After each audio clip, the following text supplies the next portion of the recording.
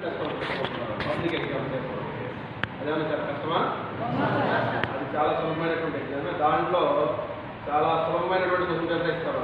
అంటే మీరు రాసినటువంటి ఎగ్జామ్ కంటే అది చాలా సులభంగా ఉంటుంది. జనరల్గా మిమ్మల్ని ఫెయిల్ చేయాలని కొద్దిగా తయారు చేయాలి. తెలుసా మీకు అవసరం? అందరినీ పాస్ చేయాలని ఇక్కడ అంతా ఎంఓ హెడ్ మాస్టర్ మీ టీచర్ నేను అందరం కూడా కాబట్టి మిమ్మల్ని ఫెయిల్ చేయాలని క్వశ్చన్ పేపర్ తయారు చేస్తారా? కాబట్టి సులభమైన ఎగ్జామ్ ఏంటంటే పబ్లిక్ ఎగ్జామ్. కాబట్టి దాన్ని మీరు ఎదుర్కోవడానికే ఇన్ని రకాలైనటువంటి ఎగ్జామ్స్ మీరు రాస్తున్నారు.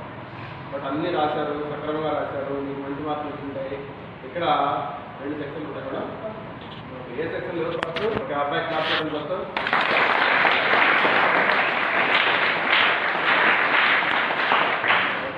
ఏ సెక్షన్లో సెకండ్ హైయెస్ట్ ఎవరు? సెకండ్ క్లాస్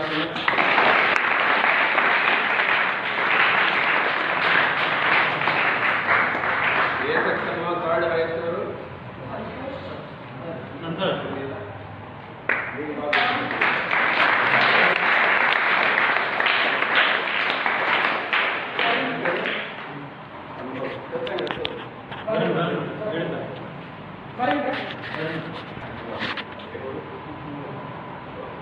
బి సెక్షన్లో ఎవరు హైయెస్ట్?